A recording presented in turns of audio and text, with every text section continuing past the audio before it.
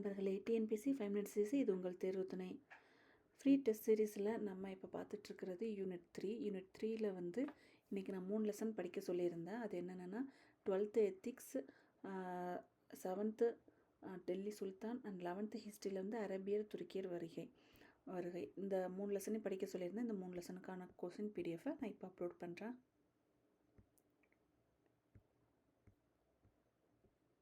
பார்த்து டெஸ்ட் எழுதுங்க.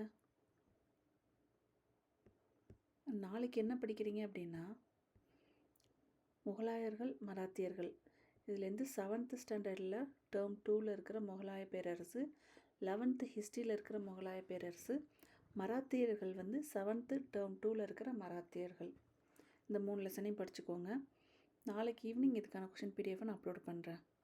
இன்றைக்கி எழுதுகிற டெஸ்ட்டுக்கு நாளைக்கு ஈவினிங் நான் ஆன்சர் பிடிஎஃபை அப்லோட் பண்ணுறேன். தேங்க்யூ.